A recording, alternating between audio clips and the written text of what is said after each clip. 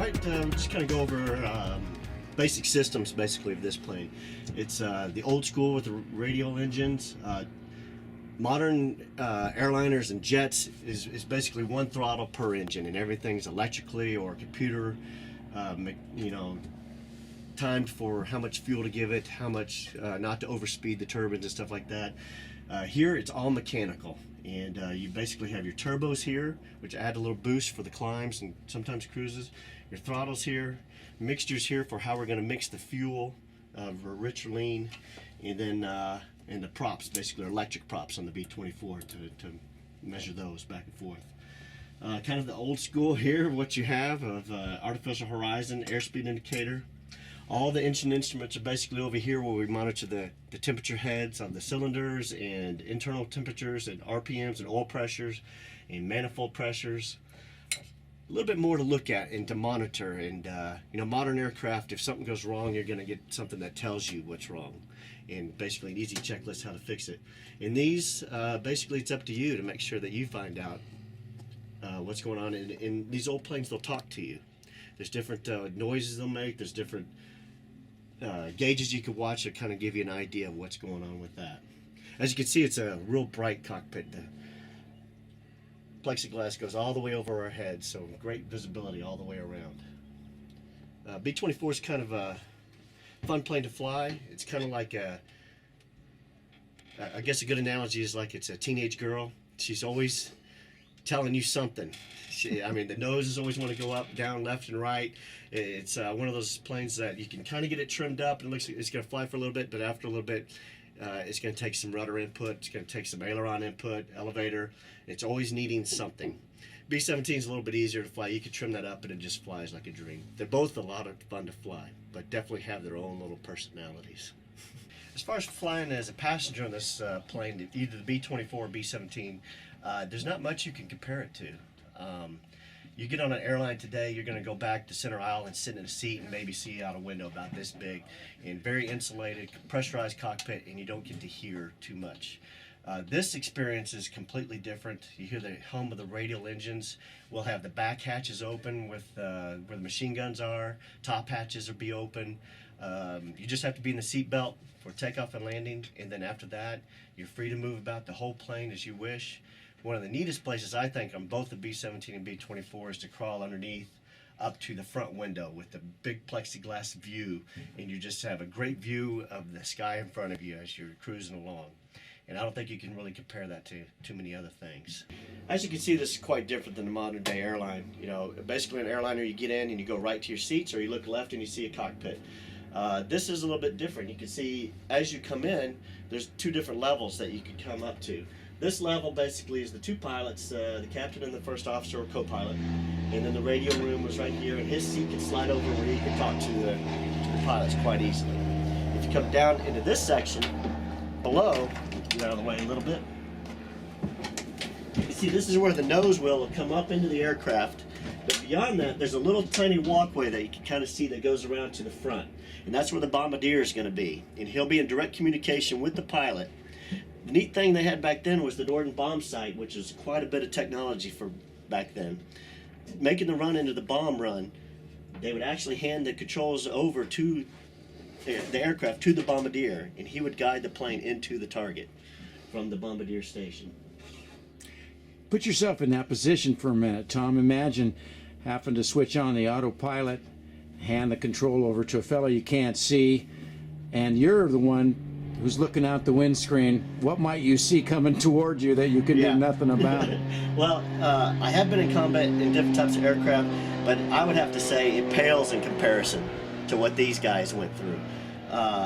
Flak coming up all around you, and basically being as patient as you can be, to be as precise as you can be, to get on the bomb on target with no telling how many anti-aircraft guns are shooting up at you, flak is shooting up at you, measurements or zeros depending on where you are coming at you. I can only imagine. One of the first things you'll notice is the difference in the tail here. Most planes have one horizontal stabilizer with one rudder, whereas this plane has two horizontal stabilizers, which basically gives you the double rudder capability, which is great for crosswind landings and turn capabilities as well. You can see some of the names on the side. Those are a mixture of different people.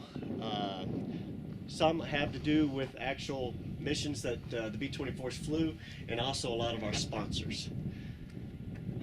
One of the first comments I hear, the people that come out to the B-17, B-24, it's almost always the same. They say it's a lot smaller and a lot tighter than what they were expecting. And you can definitely see that the corners are tight. And back then, these planes were huge.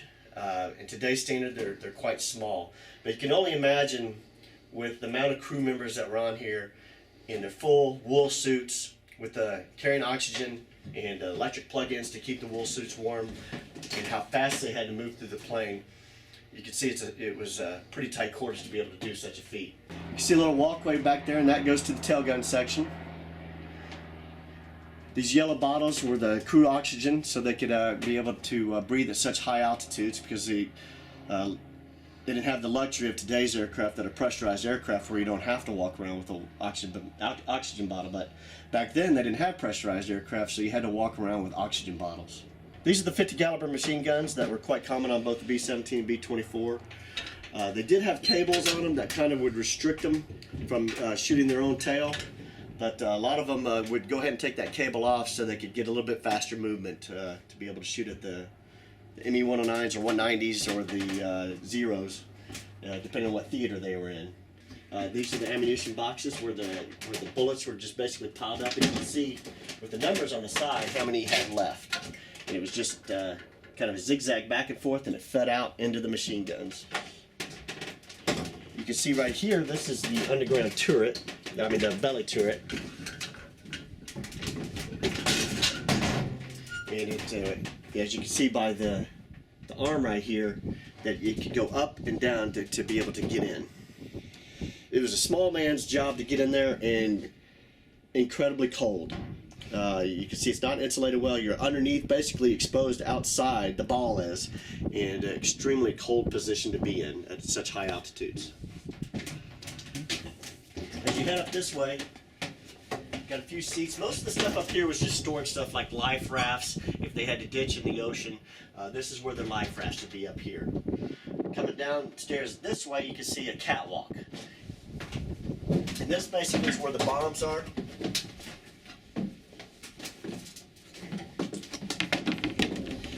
The B-24 held about 8,800 pounds worth of ammunition.